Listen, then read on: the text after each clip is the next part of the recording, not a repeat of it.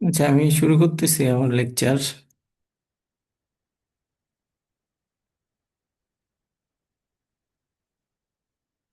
তো আজকে আমাদের টপিক হচ্ছে কি কে নিয়ারেস্ট নেইবার, KNN,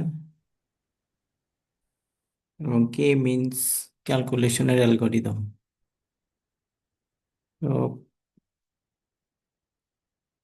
কে নিয়ারেস্ট নেইবার হচ্ছে গিয়ে একটা ক্লাসিফায়ার, যেটা আহ, খুব সহজভাবে যদি ডিফাইন করতে চাই আমরা, তাহলে কোন একটা গ্রুপ অফ পিপলের যে বৈশিষ্ট্য, সেই গ্রুপ অফ পিপলের সবাই সেই বৈশিষ্ট্যটাকে হোল্ড করে। যেমন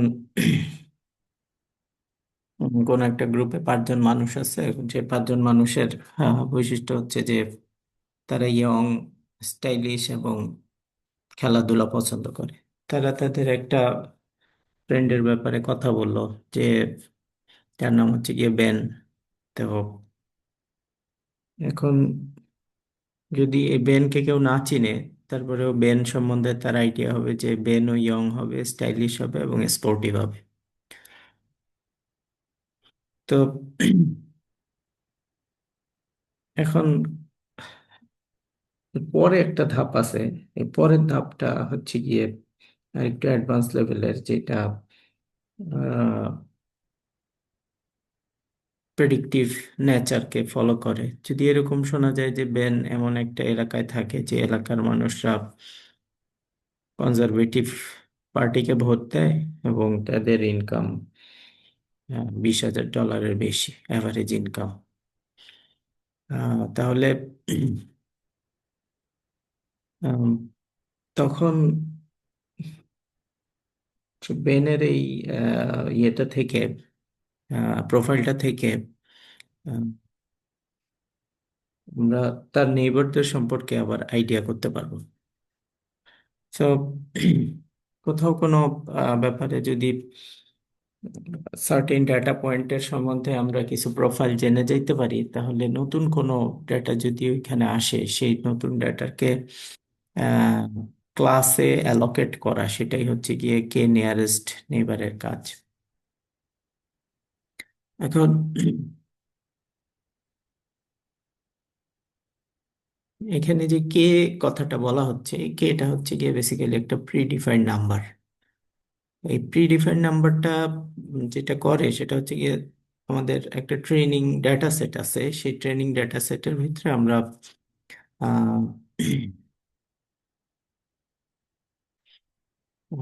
স্যাম্পল গুলাকে ক্লাসিফাই করব। তো এখন অনেকভাবে ক্লাসিফাই করা যেতে পারে। একটা স্যাম্পল, ডেটা স্যাম্পলকে অনেকভাবে ক্লাসিফাই করা যেতে পারে। আহ যেমন গত 10 বছরে যারা অলিম্পিক জিতছে, সে অলিম্পিকের উইনারদের তালিকাকে একটা ক্লাসে ভাগ করা যেতে পারে, যে gold medallist, silver medallist, bronze medallist. সেক্ষেত্রে ক্লাসিফিকেশন হবে 3টা। আবার খেলাধুলার ক্যাটাগরি অনুযায়ী আরেকটা ক্লাসিফিকেশন হতে পারে, যে কে কে অ্যাথলেটিক্সে পাইছে, কে কে জাম্পে পাইছে, বা কে কে দৌড়ে পাইছে। এইভাবে অনেকগুলা ক্লাসে ভাগ করা যেতে পারে। এর মধ্যে যদি নতুন একজন মেডেলিস্টকে অ্যাড করা হয়, তাহলে সেই নতুন মেডেলিস্টটা কে কোন ক্লাসে ফেলা হবে, সেই ক্লাসের এখন কোন ক্লাসে আমরা ভাগ করব, সেই ক্লাসের ভাগটাই হচ্ছে গিয়ে আমাদের কে।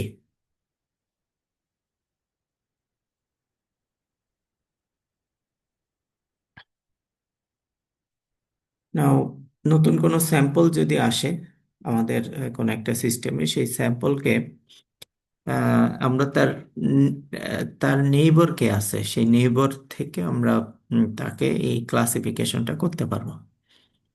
তো একটা হতে পারে যে এখন নিউ স্যাম্পল যেটা আসছে, সেই নিউ স্যাম্পল থেকে আশপাশের স্যাম্পলগুলোর দূরত্ব মেজার করা। ফর এক্সাম্পল, এইখানে যে ছবিটা দেয়া হয়েছে, এই ছবিটার সাপেক্ষে এদেরকে যে ক্যাটাগরি দিয়ে ভাগ করা হয়েছে, যেমন এখানে বিড়ালের ছবি আছে, মুরগির ছবি আছে, ফড়িংয়ের ছবি আছে, তারপরে লিক ওয়ার্মের ছবি আছে, মৌমাছির ছবি আছে। এখানে এখানে যদি কোথাও একটা পোকা আসে, তাহলে এই পোকাটা মোস্ট লাইকলি এই লিউক ওয়ার্মের কাছাকাছি কোথাও থাকবে। এই লিউকওয়ার্ম গুলা থেকে যদি বিভিন্ন তার নেইবার গুলার ডিস্টেন্স ক্যালকুলেট করা হয়, তাহলে সবার ডিস্টেন্স ক্যালকুলেট করতে গিয়ে এই ডিস্টেন্স গুলো ক্যালকুলেট করলে দেখা যাবে যে তার সাথে সবচেয়ে কম ডিস্টেন্স যাদের, সেটাই তার ক্যাটাগরিতে পড়তেছে। সুতরাং ডিস্টেন্স ক্যালকুলেশন বা নিয়ারেস্ট নেইবার খুঁজে বের করা, এইটা একটা ক্লাসিফিকেশনের প্রসেস হইতে পারে। আরেকটা ক্লাসিফিকেশনের প্রসেস হইতে পারে যে রেডিয়াস বেসড নেইবার খুঁজে বের করা। এ, আহ, একটা রেডিয়াস ঠিক করে নেওয়া, সেই রেডিয়াসের ভিতরে উম, যারা যারা নেইবার আছে, সেই নেইবারদের মধ্যে আমি তাদেরকে ভ্যালুগুলা ক্যালকুলেট করব। ভ্যালুগুলা ক্যালকুলেট করে সে এই রেডিয়াস গুলার মধ্যে কোন রেডিয়াসের ভিতরে পড়ে, সেই রেডিয়াসের ক্লাসটাই আমরা তাকে ডিফাইন করব। এখন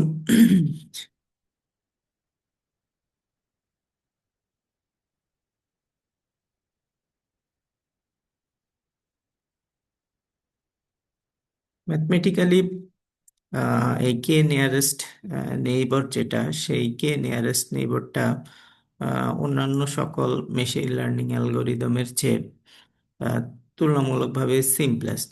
সিম্পলেস্ট এই হিসাবে যে এখানে জাস্ট আমার যে স্যাম্পলগুলো আছে, সেই স্যাম্পলগুলোকে আমরা কিছু কোঅর্ডিনেট দিয়ে ডিফাইন করতে পারি। এই কোঅর্ডিনেটটা 2D হইতে পারে, 3D হইতে পারে। 2D 3D কোঅর্ডিনেটের মধ্যে ডিফাইন করার পরে যেটা করা হয় সেটা হচ্ছে যে আগের যত ট্রেনিং ডেটা সেট আছে, সেই ট্রেনিং ডেটা সেট গুলায় যে ডিস্টেন্স গুলা ক্যালকুলেট করা আছে, সেই ডিস্টেন্স গুলাকে সিম্পলি রিকল করা হয় বা মনে রাখা হয়। মনে রাখার পরে এরপরে নতুন কোনো যদি আননোন স্যাম্পল আসে, সে আননোন স্যাম্পলে নিয়ারেস্ট নেইবারের মধ্যে যে মেজরিটি ভোট পায়, সেই ভোট অনুযায়ী তাকে ওই ক্লাসে ক্লাসিফাই করা হয়। এটা সিম্পল হওয়া সত্ত্বেও এটা বেশ এফেক্টিভ, এবং ক্লাসিফিকেশনের ক্ষেত্রে বা রিগ্রেশন প্রবলেমের ক্ষেত্রে কে নিয়ারেস্ট নেইবার, এটাকে সংক্ষেপে KNN অ্যালগোরিদম বলে। KNN অ্যালগোরিদম ইমেজ অ্যানালাইসিস এবং ক্যারেক্টার রিকগনিশন এই টাইপের প্রবলেমের জন্য বেশ ক্লাসে ফেলার ভিতরে, যে আহ, কোন ক্লাসের ভিতরে কোন ইমেজটা পড়তেছে বা কোন ক্যারেক্টারটা কার সাথে বেশি ম্যাচ করতেছে, এই এই ম্যাচিং গুলার ক্ষেত্রে এটা খুব এফেক্টিভ হয়। নাও এইখানে একটা সংক্ষিপ্ত টার্ম বারবার আসে, সেটা হচ্ছে গিয়ে এলএস। এলএস মানে হচ্ছে গিয়ে লার্নিং সেট। তো লার্নিং সেট কি? লার্নিং সেট হচ্ছে গিয়ে basic component of a classifier. KLN অ্যালগোরিদমে কিছু রুল ক্রিয়েট না করে আহ, সরাসরি লার্নিং স্যাম্পল নিয়ে কাজ করা হয়। আমার যে এলএস সেটটা আছে, লার্নিং সেটটা আছে, এই লার্নিং সেটটা দিয়েই ক্লাস ফর্ম করা হয়, এবং ক্লাস ফর্ম করে নতুন কোনো মেম্বার আসলে সেই ক্লাসের ভিতরে সে পড়বে কিনা সেটাকে যাচাই করা হয়। তো কেএনএন অ্যালগোরিদমের ক্ষেত্রে যদি ম্যাথমেটিক্যালি আমরা চিন্তা করি, তাহলে C1 C2 C3 এরা হচ্ছে গিয়ে ক্লাস। যেমন কখনো মেল ফিমেল এরকম হইতে পারে, বা ওই যে অলিম্পিকের একটা উদাহরণ দিলাম, সেক্ষেত্রে gold medallist, silver medallist, bronze medallist, এরকম এক একাধিক ক্লাস, 2 3 4 5 6 বিভিন্ন ক্লাসে আগে ভাগ করা হয়। ভাগ করে এরপরে এক একটা ক্লাসের আন্ডারে যে লার্নিং সেট আছে, সেই লার্নিং সেটকে লেবেলিং করা হয়। যেমন C1-এ যারা যারা আছে তাদেরকে একটা ও ওয়ান মানে হচ্ছে কি অর্ডিনেট ওয়ান, সিও মানে হচ্ছে কি কোঅর্ডিনেট। তো এক্স ওয়াই ভ্যালু দিয়ে তাদেরকে ডিফাইন করা হয়। নর্মালি এন এর সংখ্যা অনেক বেশি হয়, এম এর সংখ্যা অনেক কম হয়। এন মানে হচ্ছে গিয়ে আমার কতগুলা আইটেম আছে, লেভেলড আইটেম আছে এক একটা। আর এই এম সংখ্যাটা হচ্ছে গিয়ে ক্যাটাগরি কয়টা আছে। তো একটা ক্যাটাগরির আন্ডারে যেমন ব্রোঞ্জ মেডেল পাইছে, তার আন্ডারে তো হাজার হাজার বা শশ আমার ইয়ে থাকা উচিত, স্যাম্পল থাকা উচিত, বা লেভেলড আইটেম থাকা উচিত। নাও যখন আমরা ক্লাসকে ডিফাইন করব এবং আমার লার্নিং সেট আমার কাছে থাকবে, এই লার্নিং সেটের ভিতরে কোন একটা ইনস্ট্যান্স আসলো আমার, সার্টেইন ইনস্ট্যান্টের ভিতরে। যদি ইনস্ট্যান্টটা আমরা সরাসরি ওই লার্নিং সেটের ভিতরে পেয়ে যাই যে আগে এরকম একজন ছিল, এখন এই এইখানে চলে আসছে, তখন আমরা সরাসরি বলে দিতে পারবো যে এ তাহলে এই ক্লাসে পড়ে যাবে। আরেকটা হলো যে এই অর্ডিনেট কোঅর্ডিনেট এক্স ওয়াই ভ্যালুটা এই লার্নিং সেটের ভিতরে আগে থেকে ছিল না। যদি লার্নিং সেটের ভিতরে আগে থেকে না থাকে, তাহলে আমরা তার নিয়ারেস্ট মেম্বার খুঁজে বের করার চেষ্টা করব, নিয়ারেস্ট নেইবার খুঁজে বের করার চেষ্টা করব। নিয়ারেস্ট নেইবার খুঁজে বের করার ক্ষেত্রে আহ, যেটা করা হবে সেটা হচ্ছে গিয়ে কে ক্লোজেস্ট নেইবার অফ ও, এইটা খুঁজে বের করা হবে। তো the items with the smallest distance from the newcomer, এই ক্ষেত্রে কেটাকে আগে থেকে ডিফাইন করে নিতে হবে যে কেটা আমরা কত নিব। নাও কে কিভাবে চয়েস করা হয় সেটা আমরা বিভিন্ন জন বিভিন্নভাবে ইয়ে করে, তবে কে এর ভ্যালু যেটা, এই কে এর ভ্যালুটা সাধারণত ছোট রাখা হয়। নর্মালি লার্নিং সেটের যে সাইজ, সেই সাইজের স্কোয়ার রুট হিসেবে রাখা হয়, বা আহ, আরো আরেকটু কমায় আনা যেতে পারে। এটার কোনো ধরা বাঁধা নিয়ম নাই। এরপরে যখন এই ডিস্টেন্স গুলা ক্যালকুলেট করা হবে, এই ডিস্টেন্স গুলা ক্যালকুলেট করার পরে লার্নিং সেটকে আবার একটু সাজাইতে হবে। সাজানোর সময় এমনভাবে সাজাইতে হবে যেন এই ডিস্টেন্সের অর্ডার অনুযায়ী সাজানো হয়। অর্থাৎ যাকে আমরা সাজাচ্ছি ডিও আই জে ও, এই ভ্যালুটা less than or equal D O I I J plus one O, এই এই কথাটা যেন ট্রু হয়। এই কথাটা ট্রু হওয়া মানে হচ্ছে কি আগের স্যাম্পলটা ডিস্টেন্স কম, পরের স্যাম্পলটা ডিস্টেন্স বেশি বা সমান সমান। ছোট থেকে বড় ডিস্টেন্স অনুযায়ী সাজায়, এরপরে এলিমেন্টের অর্ডারিং করা হয়। এলিমেন্টের অর্ডারিং করার পরে এরা যে ক্লাসের ভিতরে পড়ে সেই ক্লাসকে আইডেন্টিফাই করা হয়। নাও the most common class in the set of the nearest neighbor nk will be assigned to the instant o. তো এটার ভিতরে এই এই এই অর্ডারিং করার পরে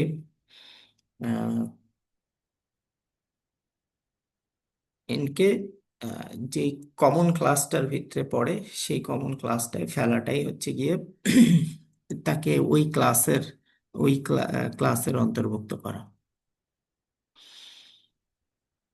যদি কোনো একটা স্যাম্পলের ক্ষেত্রে এরকম কোনো কমন ইউনিক ক্লাস না পাওয়া যায়, তাহলে সেই ক্ষেত্রে আরবিট্রারি তাকে অন্য একটা ক্লাসে দেয়া হয়।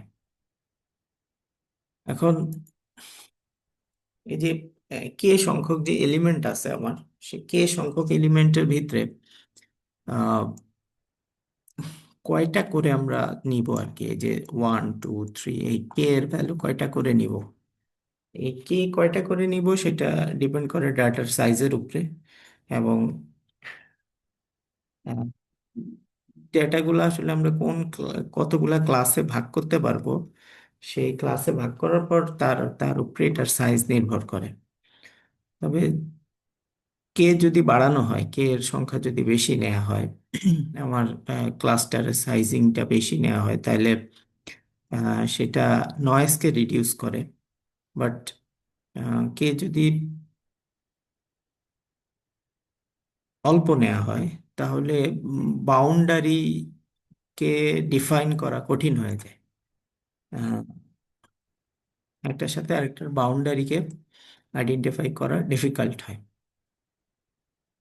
তো এই জন্য কেএনএন যে অ্যালগোরিদমটা, এই কেএনএন অ্যালগোরিদমটা হচ্ছে গিয়ে একটা ইনস্ট্যান্ট বেস লার্নিং। এই লার্নিংটা তুলনামূলকভাবে লেজি লার্নিং। লেজি লার্নিং এই হিসাবে যে আহ, পুরো সিস্টেমের একটা কোয়ারি করতে হবে তোমাকে। পুরো সিস্টেমের কোয়ারি করার পরে ট্রেনিং ডাটাকে তুমি জেনারেলাইজড সেকশনে তুমি ভাগ করতে পারবে। এই জন্য এই কেএনএন অ্যালগোরিদমটা হচ্ছে কি একটা লেজি লার্নিং। অন্যদিকে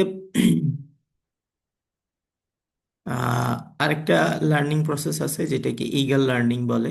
ইগাল লার্নিং মানে হচ্ছে গিয়ে আহ,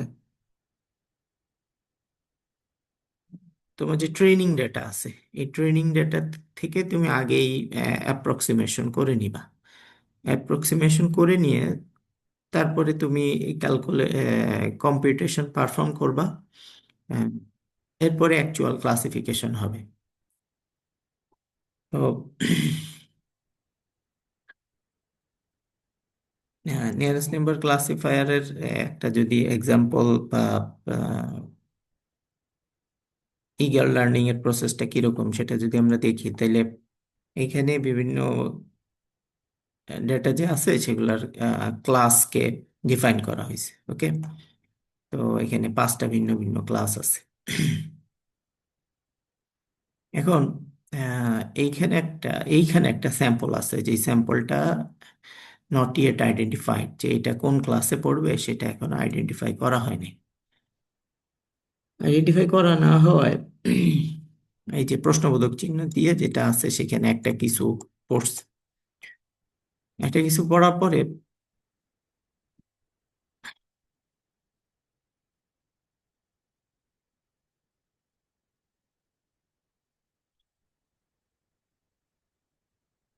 এখন আহ, এইটার নিয়ারেস্ট নেইবর যে আছে, সেই নিয়ারেস্ট নেইবরটাকে আমরা কি করতে পারি, সেটার নিয়ারেস্ট নেইবরটাকে আমরা আহ, বিড়াল ধরে নিতে পারি। এটা বিড়াল ধরে নেওয়ার পরে আমরা এই কে নিয়ারেস্ট নেইবরের ক্ষেত্রে আহ,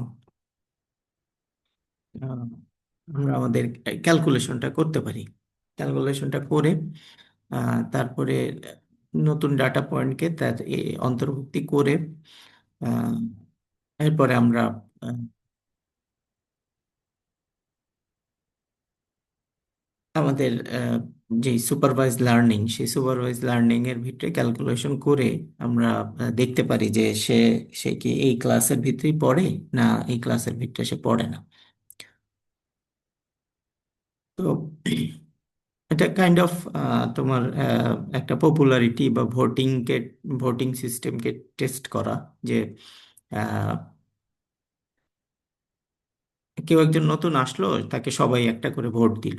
সবাই ভোট দেওয়ার পরে আহ, যার পক্ষ থেকে ভোট বেশি পড়লো সে ওই ক্লাসের মধ্যে অন্তর্ভুক্ত হয়ে গেল। ব্যাপারটা অনেকটা সেরকম। নতুন কোনো মেম্বার আসলে সে কোন ক্লাসে পড়বে সেটাকে ওইভাবে আইডেন্টিফাই করা হবে। Now, এখন কোন একটা এখানে এটা যে কেএনএন ক্লাসিফিকেশনের যে সুপারভাইজ লার্নিং এর অ্যালগোরিদমের যে এক্সাম্পলটা দেয়া হয়েছে, সেটা হচ্ছে গিয়ে যে উম,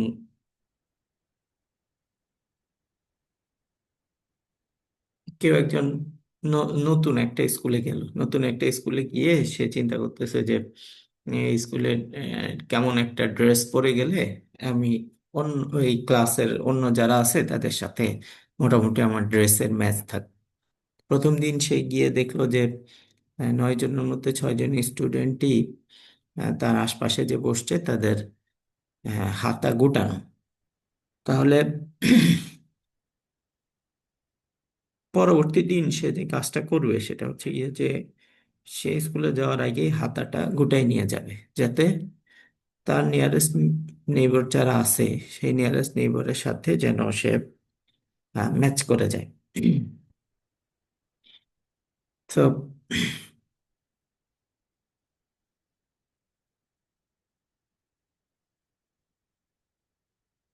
কে নিয়ারেস্ট নেইবার ক্লাসিফায়ারে কে এর মান কত হবে সেই কে এর মানের উপর ডিফাইন করে আহ, এটার ক্লাস আবার কম বেশি হইতে পারে। ছোট হইলেও সমস্যা হয়, আবার মাঝে মধ্যে ছোট ছোট হইলে যেটা হয় যে আহ, তোমার একেবারে ছোট ধরা যাবে না, আবার বড় হইলে আহ, অসুবিধা আছে। একটু একটু কম্পিউটেশনের জটিলতা আছে। এখন ধরো কে এর মান বেশি ছোট হইলে কি হইতে পারে, এটার উদাহরণ হচ্ছে কি এটা যে এইখানে যদি নতুন একটা মেম্বার আসে আর কে সমান সমান যদি 1 ধরা হয়, তাহলে এই ক্লাসিফায়ারের ভিতরে K kind of radius based. Radius based যদি ধরা হয় তাহলে এই রেডিয়াসের ভিতরে একটা বিড়াল পড়ে, আবার একটা মুরগিও পড়ে। তো একটা বিড়াল একটা মুরগি পাওয়ার ফলে এইখানে একটু বুঝতে সমস্যা হবে যে এইখানে যে আসবে সে কোন নেইবারের ভিতরে পড়বে। আর যদি কে সমান সমান 4 ধরা হয় তাহলে এখানে বেশ কয়েকটা বিড়াল পড়ে, আহ 1.5 খান মুরগি পড়ে, আর আধা খান তোমার ওই পোকা পড়ে। তখন কে সমান সমান 4 ধরার পরে খুব সহজে বোঝা গেল যে আসলে এই এই মেম্বার যেটা আসছে সেই মেম্বারটা মোস্ট লাইকলি ক্যাট, এবং হয়তো রিভিল করলে দেখা যাবে যে সেটা একটা cat. Another example is the significance of K.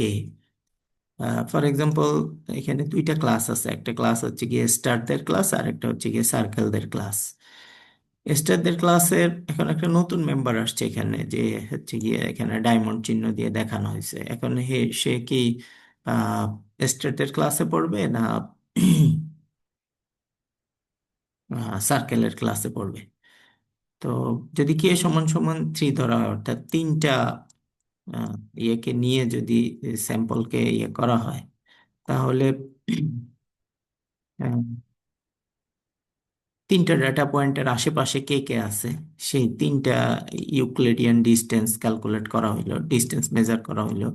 Distance measure করে তার নিয়ারেস্ট নেইবার আছে তিনটা, নিয়ারেস্ট নেইবার তিনটা নিয়ে একটা রেডিয়াস দেয়া হইলো। এই রেডিয়াস অনুযায়ী আহ, সে এই স্টারের ক্লাসে একটা স্টারের কাছে আছে, আর অন্যভাবে বলতে গেলে সে দুইটা সার্কেলের কাছে আছে। সেই হিসেবে তার নিয়ারেস্ট নেইবরের ক্লাসটা হচ্ছে গিয়ে ক্লাস বি। আর যদি কে সমান সমান 7 ধরা হয়, অর্থাৎ 7টা মেম্বারকে নিয়ারেস্ট 7টা মেম্বার নেওয়া হয়, তার নিয়ারেস্ট 7টা মেম্বার নিলে ডিস্টেন্স ক্যালকুলেট করে নিয়ারেস্ট 7টা মেম্বার নিল।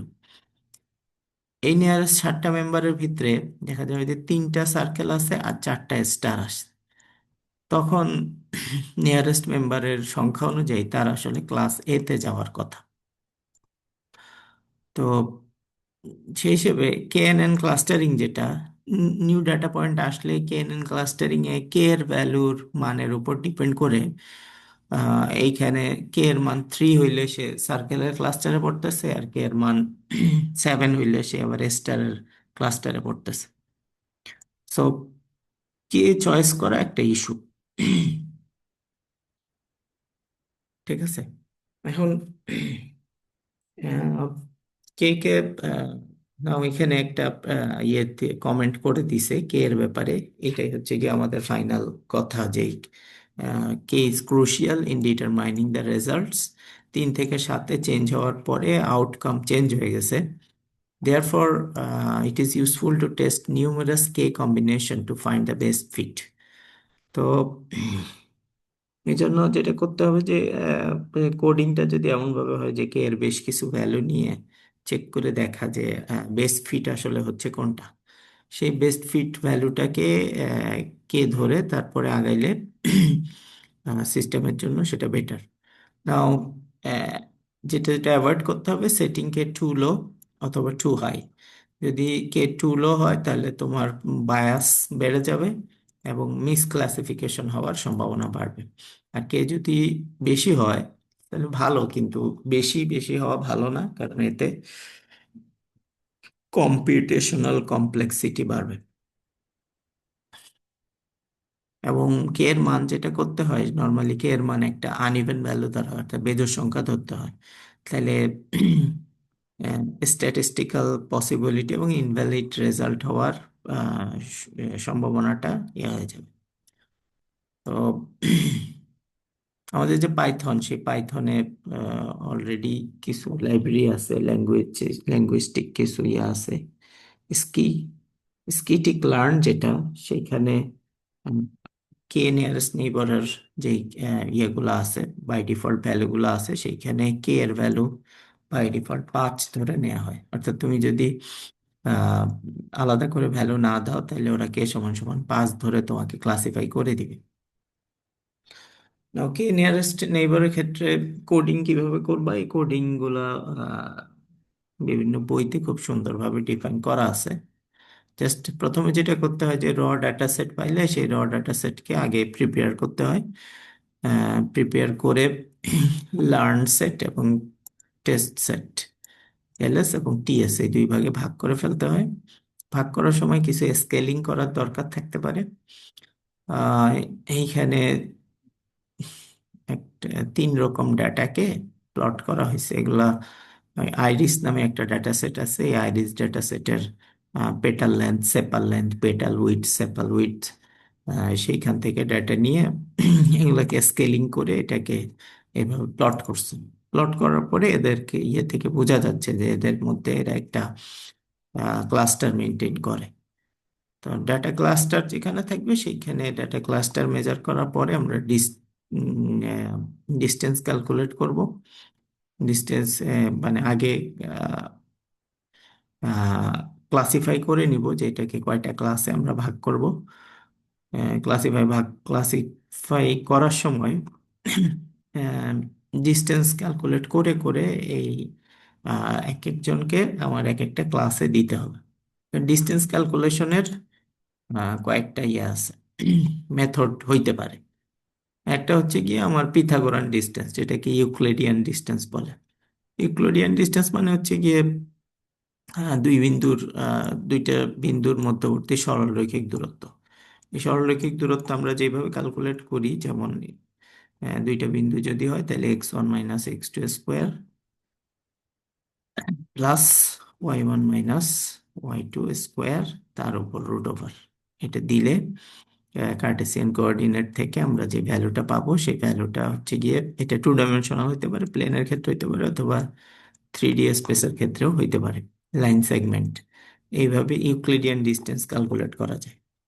আরেকটা ডিস্টেন্স হচ্ছে গিয়ে ম্যানহাটন ডিস্টেন্স। ম্যানহাটন ডিস্টেন্স হচ্ছে গিয়ে দুইটার মধ্যে অ্যাবসোলিউট ভ্যালু। ওকে, তো কি করলাম, x1 - x2 plus y1 - y2, এই দুইটা ডিফারেন্স তুমি ক্যালকুলেট করলা। এই ডিফারেন্স ক্যালকুলেট করে তার অ্যাবসোলিউট ভ্যালু নিলাম। এই অ্যাবসোলিউট ভ্যালু নিলে সাম অফ সামগুলাকে ক্যালকুলেট করবা। সামগুলাকে ক্যালকুলেট করার পরে সেই আহ, ধরো এখানে তো একটা পয়েন্ট, দুইটা পয়েন্ট না, এখানে আরো একাধিক শত শত পয়েন্ট আছে। এই শত শত পয়েন্টের মধ্যে ডিস্টেন্স ক্যালকুলেট করে সেগুলা সাম নিতে হবে। সাম নেওয়ার পরে যে ক্লাস্টারের মধ্যে এটা মিনিমাম হবে, সেই ক্লাস্টারে তাকে চলে যাইতে হবে। আরেকটা আছে মিনকোস্কি ডিস্টেন্স। মিনকোস্কি ডিস্টেন্স বেসিক্যালি আসলে summation of xi - xj yi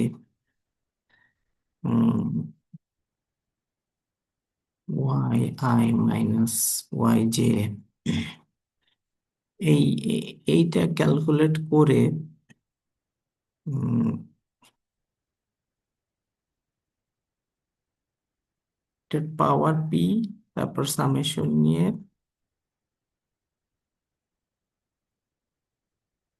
ধরো এইটার পাওয়ারও পি, এইটার পাওয়ারও পি, আর এইখানে হচ্ছে গিয়ে 1/p। ওকে, তাহলে ব্যাপারটা এরকম দাঁড়াইলো যে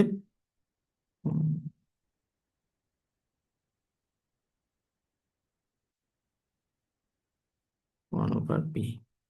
তাহলে এই পি এর মান যদি 1 হয়, এই x I minus x J to the power P, P এর মান 1 হইলে এটা হয়ে যায় ম্যানহাটন ডিস্টেন্স। আর পি এর মান যদি 2 হয়, তখন এটা হয়ে যায় তোমার ইউক্লিডিয়ান ডিস্টেন্স। ঠিক আছে? তো এই প্যারামিটার পি এর মানটা তুমি 1 2 বা এর মাঝামাঝিও ভ্যালু সেট করতে পারো, বা দ্যাট ডিপেন্ডস। ওকে, এইখানে এই প্যারামিটারটা তোমার হাতে আছে। এটা তুমি একটা ওয়েটেড ভ্যালু তুমি দিতে পারো তোমার প্রয়োজন অনুযায়ী। এটাকে বলে মিনকোস্কি ডিস্টেন্স ক্যালকুলেশন। তো এই ডিস্টেন্স ক্যালকুলেট করার পরে সিমিলারিটি অনুযায়ী আমরা নর্মালি ইউক্লিডিয়ান ডিস্টেন্স ক্যালকুলেট করি। ডিস্টেন্স ক্যালকুলেট করে তার নেইবার ঠিক করি। নেইবার ঠিক করার পরে এই নেইবারগুলোর মধ্যে ভোটিং হয়। ভোটিং হওয়ার পরে ভোটের মধ্যে উম, যে নেইবারদের সর্বোচ্চ ভোট পায়, আর ডিস্টেন্সের হিসাবে যে ডিস্টেন্সের সামেশনটা সবচেয়ে কম হয়, সেই কম ডিস্টেন্সটাই তাকে ওই নেইবারের মধ্যে ওই ইনস্ট্যান্স এর লিস্টিংটা করা হয়। তাহলে এভাবে নিয়ারেস্ট নেইবারের মধ্যে আমরা একটা নতুন ডাটা পয়েন্ট আসলে তাকে এই ফর্মুলায় ফেলে আমরা তাকে ওইখানে অন্তর্ভুক্ত করতে পারি। এটা হচ্ছে কি কে এন এন প্রসেস। আরেকটা হচ্ছে কি কে মিনস ক্লাস্টারিং। এটাও মোরলেস অলমোস্ট সেম কনসেপ্ট, বাট আমার কাছে কিছু ডেটা সেট আছে। এই ডেটা সেটের মধ্যে গ্রুপ করতে হবে বা ক্লাস্টারিং করতে হবে। ক্লাস্টারিং করে আম, আম, ধরো এগুলো সুপারভাইজ না, আনসুপারভাইজড লার্নিং অ্যালগোরিদম আমি ইউজ করব। এটা আনসুপারভাইজড লার্নিং অ্যালগোরিদম। ধরো কিছু ডেটা আছে, এদের জাস্ট আমি জানি যে এরা কোন কোন কিসের ডাটা, শুধু এতটুকু জানি, বাট কোনো ক্লাসিফাই করা নাই। এখন তাদেরকে ক্লাসিফাই করাটা একটা কাজ।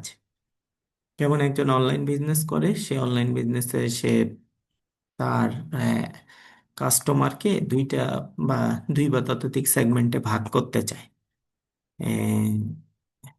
এখন এই ভাগটা সে দেখতে চায় যে আহ, বছরের সেম টাইমে কোন ধরনের কাস্টমাররা পারচেস করে। আর একটা হচ্ছে গিয়ে এই পারচেসিং বিহেভিয়ারটা কোন ফ্যাক্টর দ্বারা তারা এফেক্টেড হয় বেশি। তো যদি এরকম কাস্টমারের ডাটা তার কাছে থাকে আর সে যদি এটাকে ক্লাস্টারিং করে ফেলতে পারে, তাহলে গ্রুপ অফ কাস্টমার অনুযায়ী তার আহ, কাকে কি অফার দিতে হবে, কার জন্য কি প্রমোশনাল ইয়ে করতে হবে, বা অ্যাডভার্টাইজিং এর ক্ষেত্রে তাকে কি করা লাগবে, সেগুলা সে খুব সহজে বুঝে ফেলতে পারে। সো কেমিন্স ক্লাস্টারিংটা প্র্যাকটিক্যালি বিভিন্ন ফিল্ডে ইউজ হয়। Pattern recognition, fraud detection, image processing এ কেমিন্স ক্লাস্টারিং ইউজ হয়। এটা একটা আনসুপারভাইজড লার্নিং। এই আনসুপারভাইজড লার্নিং এ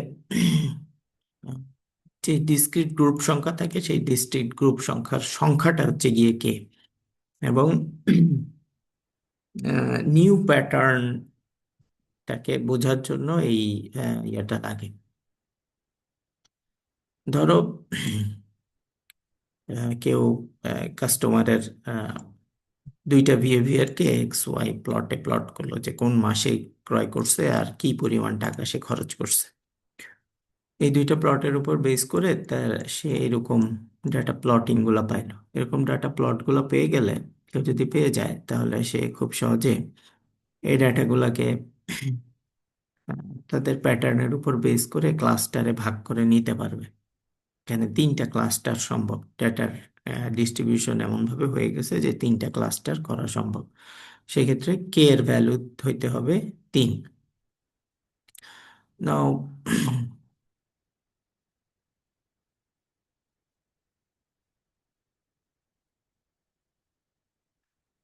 তাহলে এই যে ডেটা সেটকে আমরা স্প্লিট করতে পারলাম, এই স্প্লিট করাটা হচ্ছে গিয়ে কে সমান সমান 3-এর জন্য ক্লাস্টারিং। তো এখন এরকম হইতে পারে যে নতুন কিছু ডাটা চলে আসছে, এই নতুন কিছু ডাটা এসে মাঝখানের একটা জায়গায় জায়গা করে নিছে। নতুন কিছু ডাটা আসলে তখন ক্লাস্টারের সংখ্যা পরিবর্তন করা লাগতেও পারে। দ্যাট ডিপেন্ডস যে যেই প্রয়োজনে এই ডাটাগুলো ব্যবহার হবে সেই প্রয়োজনটা কতখানি, এই ডাটাগুলাকে, এই ডাটার সেগ্রিগেশনকে কতখানি রিপ্রেজেন্টেশন করতেছে। নাও এখন এই যে এই ডাটা পয়েন্ট ধরো আছে, ক্লাস্টারিংটা আমরা করব কিভাবে? ক্লাস্টারিংটা করার কিছু ধাপ আছে, সহজ কিছু ধাপ। তার মধ্যে প্রথম ধাপ যেটা, সেটা হচ্ছে গিয়ে আনক্লাস্টার্ড যে ডাটা আছে সেই ডাটাটাকে অবজার্ভ করা। অবজার্ভ করে সেইটার একটা সেন্ট্রয়েড ঠিক করা। তো কে এর মান যেটা, এই কে এর মানটা কিন্তু ইউজার ডিফাইন্ড, এটা ডিফাইন করে নিতে হবে আগে। তো এটা ডিফাইন করার পরে তারপরে যতগুলা ক্লাস্টার, কে মানে ক্লাস্টার, কতগুলা ক্লাস্টার আছে, তাহলে 3টা ক্লাস্টার হইলে 3টা ক্লাস্টারের জন্য 3টা সেন্ট্রয়েড ঠিক করতে হবে। সেন্ট্রয়েড মানে অনেকটা মধ্যবিন্দু, যেমন একটা বর্গক্ষেত্রের 2 কর্ণের যে ছেদবিন্দু সেটা হচ্ছে গিয়ে বর্গক্ষেত্রের সেন্ট্রয়েড। একটা বৃত্তের ক্ষেত্রে তার আহ, কেন্দ্র যেটা, সেটাই হচ্ছে গিয়ে তার সেন্ট্রয়েড। তো আহ, প্রথমে সেন্ট্রয়েড যেটা সেটা র্যান্ডমলি চয়েস করতে হয়। র্যান্ডমলি চয়েস করার পরে আহ,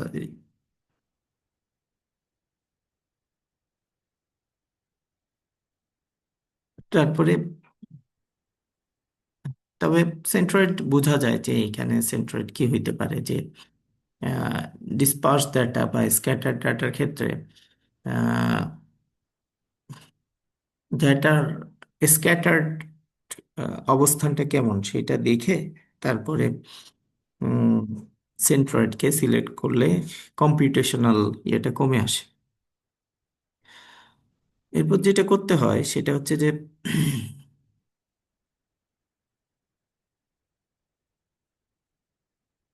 সেন্ট্রয়েড থেকে যতগুলো আমার ইয়ে আছে, তার আশপাশে যে ভ্যালুগুলো আছে সেই ভ্যালুগুলার ইয়েটা আমরা, ডিস্টেন্সগুলো আমরা ক্যালকুলেট করব। তো স্ক্যাটার্ড প্লটের ক্ষেত্রে আমরা সেই ডাটাগুলো নিয়ে আহ,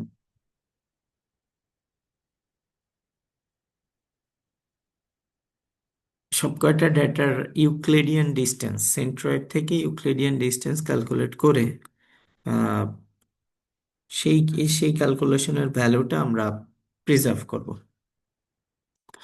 এখন সেন্ট্রয়েড ফর্ম করার পরে আমাদেরকে যেটা ইয়ে করতে হবে সেটা হচ্ছে গিয়ে যে প্রত্যেকটা ডাটা পয়েন্ট যাই থাকুক, সেই ডাটা পয়েন্টকে কোনো না কোনো ক্লাস্টার আন্ডারে হইতে হবে, এবং প্রত্যেকটা ক্লাস্টার হইতে হবে ডিসক্রিট।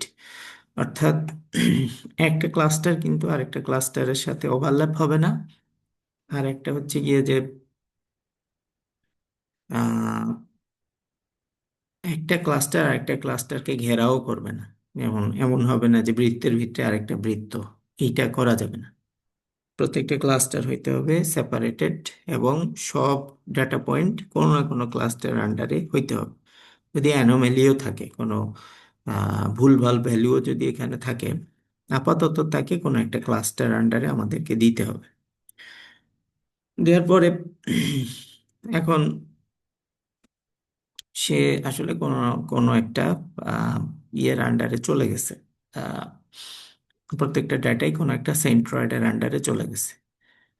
তো ক্লাস্টারের স্ট্যাটিস্টিক্যাল যে ডেটা পয়েন্ট, এই ডেটা পয়েন্টের কারণে, সেন্ট্রয়েডের অবস্থানের কারণে ক্লাস্টারগুলো নর্মালি ইলেপটিক্যাল অথবা স্পেরিক্যাল ফর্ম বা শেপটা ফর্ম করে। সব ডাটা পয়েন্ট অ্যালোকেট হয়ে যাওয়ার পরে এরপরে যে নেক্সট স্টেপ, সেই নেক্সট স্টেপ হচ্ছে যে aggregate the mean value of the data points in each cluster. অর্থাৎ তুমি এই ক্লাস্টারে যতগুলা ডাটা পয়েন্ট আছে সবার এক্স এর ভ্যালুগুলা যোগ করে নাম্বার অফ পয়েন্ট সংখ্যা দিয়ে ভাগ করবা। আবার ওয়াই এর যতগুলো ভ্যালু আছে সবাইকে যোগ করবা, যোগ করে নাম্বার অফ যতগুলা ওয়াই আছে সব পয়েন্টটা দিয়ে ভাগ করে জাস্ট এইটার মিন ভ্যালুটা ক্যালকুলেট করবা। এই মিন ভ্যালু ক্যালকুলেট করার পরে আহ, এই মিনটা নতুন সেন্ট্রয়েড ভ্যালু হিসেবে গণ্য হবে। তো প্রত্যেকটা ক্লাস্টারে এই কাজটা করতে হবে। প্রত্যেকটা ক্লাস্টারে তখন দেখা যাবে যে সেন্ট্রয়েডের যে ভ্যালুটা আছে সেই সেন্ট্রয়েডের ভ্যালুটা চেঞ্জ হয়ে গেছে, এক জায়গা থেকে সরে আরেক জায়গায় চলে আসছে। ঠিক আছে, যেমন এইখানে ক্লাস্টার ছিল, এইখানে প্রথমে আমরা ক্লাস্টার ধরছিলাম, এখানে মিন ভ্যালু ক্যালকুলেট করার পর দেখে গেল যে এটা ক্লাস্টার এরিয়াটা এখানে চলে আসছে। এটা ধরছিলাম আমরা এখানে, তো মিন ভ্যালু ক্যালকুলেট করার পরে এখানে চলে আসছে। এটা ধরছিলাম এখানে, মিন ভ্যালু ক্যালকুলেট করার পরে এইদিকে চলে আসছে। এরকম সব ক্লাস্টারে, এক বা একাধিক ক্লাস্টারে বা সবগুলো ক্লাস্টারে সেম ঘটনা ঘটতে পারে। এইটা ঘটার পরে যেটা আমাদেরকে করতে হবে সেটা হচ্ছে যে টোটাল নাম্বার অফ ক্লাস্টার তো সেম থাকবে, নতুন কোনো ক্লাস্টার আমরা ক্রিয়েট করব না। বাট এমন হইতে পারে যে এই ক্লাস্টারের সেন্ট্রয়েড চেঞ্জ হওয়ার কারণে কিছু ডেটা পয়েন্ট এরকম আছে যে আগে একটা ক্লাস্টারে ছিল, পরে অন্য একটা ক্লাস্টারে চলে গেছে। ঠিক আছে, কারণ ডেটা পয়েন্ট তো যত সুন্দরভাবে আমরা সাজাইছি এরকম সুন্দর হবে না, ডেটা পয়েন্ট বিভিন্ন জায়গায় ছড়ানো ছিটানো থাকবে, ছড়ানো ছিটানোর পরে ক্লাস্টার চেঞ্জ করে অন্য একটা ক্লাস্টারে চলে গেল, হইতেই পারে। হওয়ার পরে আবার ক্লাস্টারের ভিতরে যতগুলো পয়েন্ট আছে সবার আবার এক্স এর ভ্যালুর অ্যাভারেজ নিতে হবে। এক্স এর ভ্যালুর অ্যাভারেজ নিয়ে দেখা যাবে যে আরেকটা নতুন ক্লাস সেন্ট্রয়েড পাওয়া গেছে। সেই আরেকটা নতুন সেন্ট্রয়েড নিয়ে তখন আমরা যে ক্লাস্টার সাইজ ধরছি সেই ক্লাস্টার সাইজের পরে তখন আবার দেখা যাবে যে আরো দুই একটা পয়েন্ট এই ক্লাস্টার থেকে অন্য একটা ক্লাস্টারে চলে গেছে। এইভাবে কয়েকটা ইটারেশন পরে দেখা যাবে যে সেন্ট্রয়েড আপডেট হয়েছে, কিন্তু ডেটা পয়েন্ট আর ক্লাস্টার সুইচ করে নাই। ডেটা পয়েন্ট আগের ইটারেশনে যতগুলো ডাটা পয়েন্ট এই ক্লাস্টারে ছিল, সেন্ট্রয়েড আপডেট হওয়ার পরেও সেই কয়টা ডাটা পয়েন্ট এই ক্লাস্টারে আছে। যখন এই শর্ত ফিল আপ করবে তখন আমরা অ্যালগোরিদম থামাই দিব। অ্যালগোরিদম থামাই দিয়ে আমরা ধরে নিব যে এটাই হচ্ছে কি আমাদের নতুন সেন্ট্রয়েড, এবং এই ক্লাস্টারটাই হচ্ছে কি আমাদের ফাইনাল ক্লাস্টার। স্বাভাবিকভাবেই এখানেও প্রশ্ন আসে যে ক্লাস্টার কয়টা নিব, কারণ ডাটা পয়েন্ট এত ছড়ানো ছিটানো, সেই ডাটা পয়েন্ট বোঝাটা তুলনামূলকভাবে কঠিন। কোনো কোনো ক্ষেত্রে এরকম হইতে পারে। তো এখন কে মিনস ক্লাস্টারিং এ তুমি যদি কে ইনক্রিজ করো, অর্থাৎ ক্লাস্টারের সংখ্যা ইনক্রিজ করো, তাহলে ক্লাস্টার হবে ছোট ছোট, ভ্যারিয়েন্স কমে আসবে। কিন্তু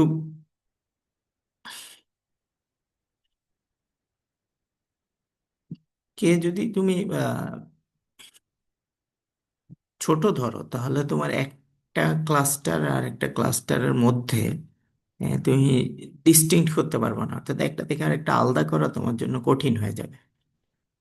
আর ক্লাস্টার সাইজ যদি কে এর সাইজটা যদি তুমি বড় করো, তাহলে তুমি এখানে ইয়ে পাবা, সুবিধাটা পাবা, তবে তোমার এখানে কম্পিটিশনাল ইস্যুটা আসবে।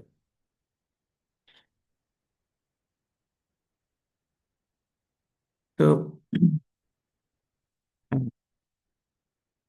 অপটিমাইজ করার জন্য, কে এর ভ্যালু অপটিমাইজ করার জন্য যেই কাজটা করা হয় সেটা হচ্ছে গিয়ে স্ক্রি প্লট নামে একটা প্লট করা হয়। স্ক্রি প্লটটা কি? স্ক্রি প্লট হচ্ছে গিয়ে এটা degree of scattering inside A cluster as the total number of cluster increases. তার মানে প্লটটা এরকম যে নাম্বার অফ ক্লাস্টার, এই নাম্বার অফ ক্লাস্টারের সাথে তোমার এই ক্লাস্টারের ভিতরে যে পয়েন্টগুলো আছে এদের পয়েন্টের মধ্যে ভ্যারিয়েশনটা কিরকম। ভ্যারিয়েন্স বলে একটা টার্ম আছে ম্যাথে, সেই টার্মটা মিন ভ্যালু থেকে প্রত্যেকটার পয়েন্টের দূরত্বের স্কোয়ার, সম্ভবত রুট আছে আর নিচে এন দিয়ে ভাগ আছে। এই ভ্যারিয়েন্সটা ক্যালকুলেট করার পরে ক্লাস্টার সাইজ যদি ছোট হয় তাহলে একটা ভ্যারিয়েন্সটা একটু বেশি থাকে, আর যদি কে এর মান বাড়াইতে থাকি, আমরা নাম্বার অফ ক্লাস্টার্স বাড়াইতে থাকি, তাহলে এই ভ্যারিয়েন্সটা কমে আসে। ভ্যারিয়েন্স তো আস্তে আস্তে কমতে থাকবে, তাহলে আমরা কোন জায়গায় গিয়ে থামবো? এখানে দেখা যাইতেছে যে 1 2 3, যেখানে এসে এই ভ্যারিয়েন্সটা মোটামুটি সহনীয় লেভেলে চলে আসে, বা ভ্যারিয়েন্সের লিমিট যদি আমরা ঠিক করে দিই, যেমন in this particular case 1 2 3 4, 4 is a good number for K. এইখানে তোমার ভ্যারিয়েন্স একদম ড্রাস্টিক্যালি কমে আসছে, 10 ধরলে যা, 4 ধরলেও তাই, অলমোস্ট কাছাকাছি। সেই ক্ষেত্রে আহ, এই প্লটটা করার পরে আমরা বুঝতে পারবো যে কে এর মিনিমাম ভ্যালুটা বা অপটিমাইজড ভ্যালুটা কত হওয়া উচিত। ঠিক আছে। তো এটা হচ্ছে কি sum of squared error for each variation of total number of clusters. অর্থাৎ কে তিনটা ধরে ক্লাস্টার করলে কি হবে, তিনটা ক্লাস্টার ধরলে কি হবে, পাঁচটা ক্লাস্টার ধরলে কি হবে, ছয়টা ক্লাস্টার ধরলে কি হবে, এগুলার সেন্ট্রয়েড থেকে অন্যান্য নেইবরের স্কোয়ার ডিস্টেন্সের সাম বের করার, এইটাকে সাম অফ স্কোয়ারড এরর বলে। এসএসসি যত ড্রপ হবে, বেশি ক্লাস্টার ফর্ম হইলে এসএসসি ড্রপ হবে। তো এখান থেকে আমরা এই প্লটটা থেকে আমরা একটা অপটিমাম সিচুয়েশন আমরা বের করে নিয়ে আসতে পারবো। আরেকটা ইউজফুল টেকনিক আছে, সেই ইউজফুল টেকনিক হচ্ছে গিয়ে আহ, সংখ্যাকে, ডাটা পয়েন্টকে 2 দিয়ে ভাগ করে সেটার স্কোয়ার রুট নেওয়া। কে মিনস ক্লাস্টারিং এর ক্ষেত্রে তোমার যদি 200 ডাটা পয়েন্ট থাকে, এটার 2 দিয়ে ভাগ করবা, আহ, তাহলে 100 হবে, সেটাকে রুট ওভার করলে আহ,